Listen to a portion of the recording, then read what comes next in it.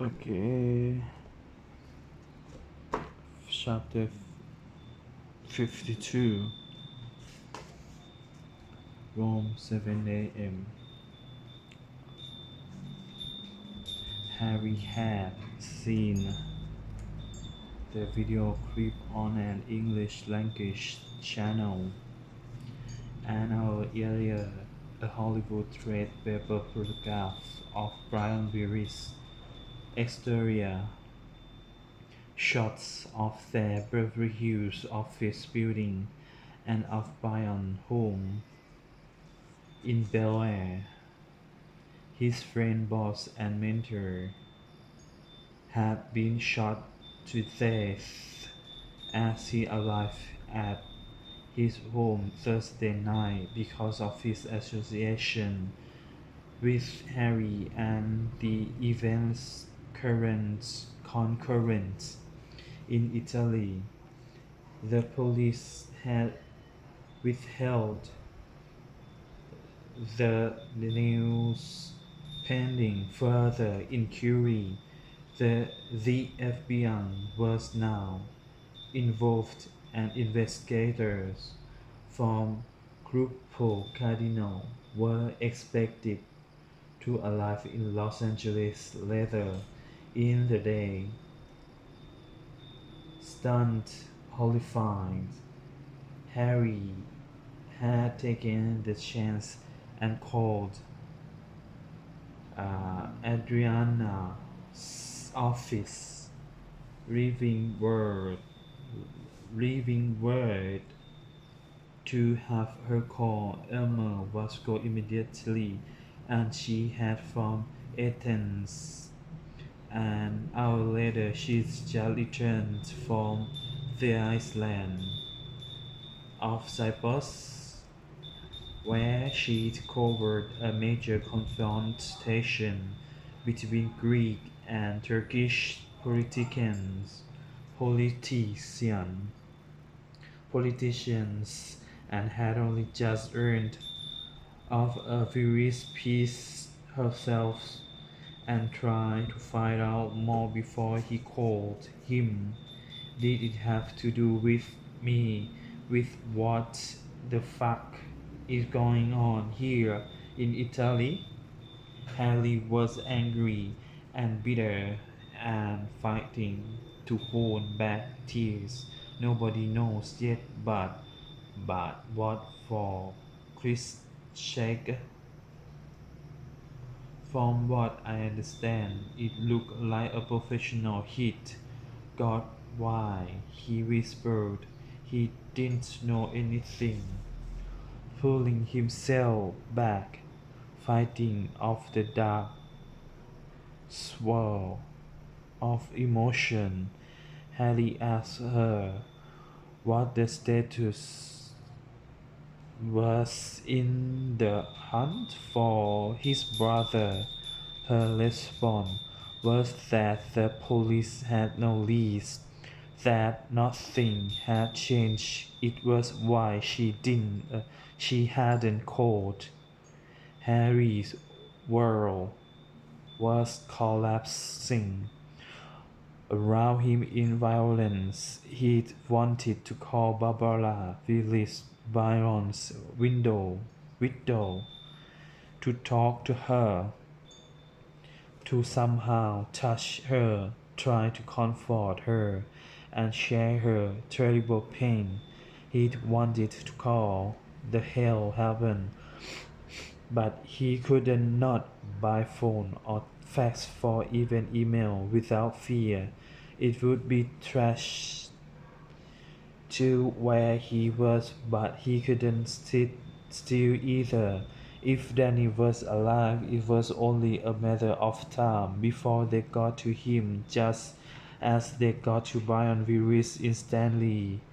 His thoughts shifts to Cardinal Marciano and the stance he had taken Gad the funeral home, telling him to bury bury the shared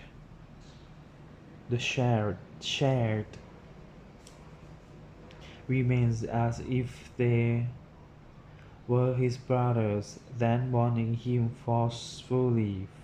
Afterward, not to place further query, the cardinal knew a great deal more than he was telling. If anyone knew where Danny was now, it would be here. It would be he, Adriana, he says forcefully. I want Cardinal Marciano home. Phone number, not the main number, the private one that hopefully only he answers. I don't know if I can get it. Try. 53. Still Sunday, July 12. Where Carissimi was a street of stylish apartments and townhouses bordered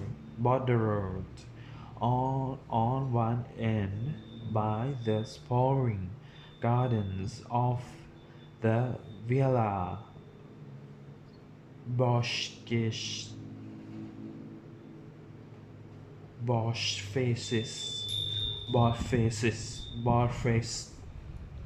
อ่านได้ถูกป่ะตัวนี้ Borghese and the elegant tree-lined Via Pinciana.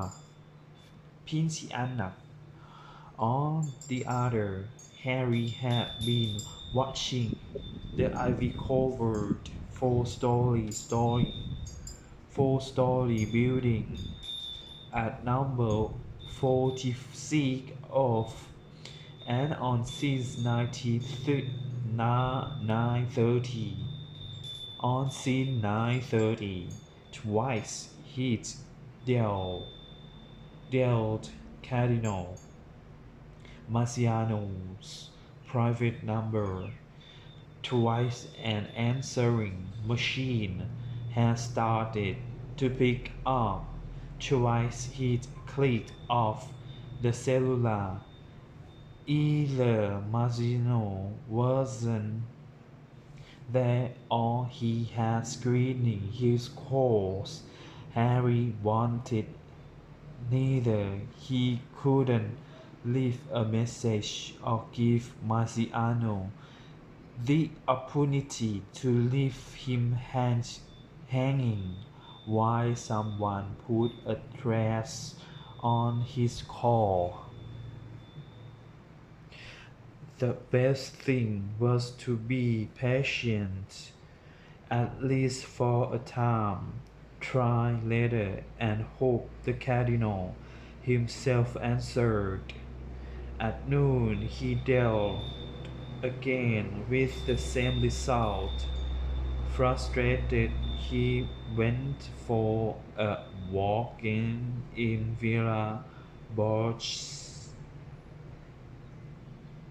At 1 o'clock he took a seat on a park bench on the edge of the villa grounds, where he could see the Cardinal's residence clearly.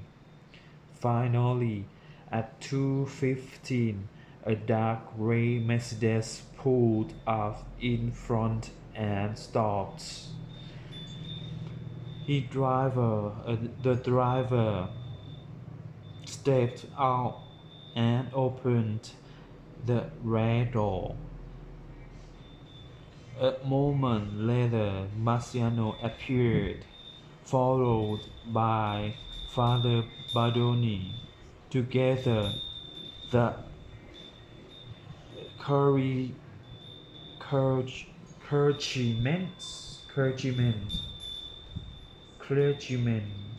walked up the steps and went into Marciano's building. Immediately, the driver got behind the wheel and drove up.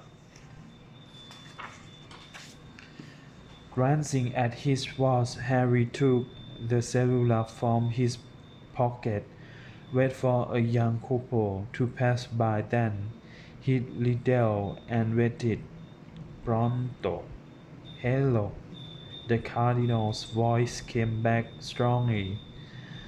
My name is Father Rowe, Cardinal Marciano. I'm from Georgetown University in. How did you get this number? I'd like to speak to you about a medical problem. What problem? A third bliss is called a supernumerary nipple. Supernumerary nipple. There was a sudden pause, and then another voice came on. This is Father Barnoni. I work for the Cardinal. What can I do for you? Monsieur Grayson at Georgetown School of Law was kind enough to give me the Cardinal's number before I left.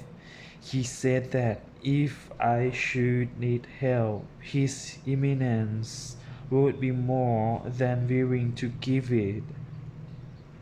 Harry waited on the bench until he saw Father Barnoni come down the steps and step down the block toward him. Getting up, he walked slowly toward a rush fountain, and the crowd clustered around it about vainly attempting to escape the oppressive heat and humidity of this July Sunday afternoon. Harry was simply one among them, a priest young and braided, doing the same. Looking back, he watched the young, tall priest with the dark, curly hair cross into the park. He walked casually as if he were out for a stroll. Yet Harry could see him looking in his direction, trying to find him in the crowd around the fountain. It was the manner of a man not wanting to draw attention to himself or what he was doing, of someone on the spot and uncomfortable. Still he was coming, and that was enough to tell Harry he'd been right. Danny was arrived, and Marciano knew where he was.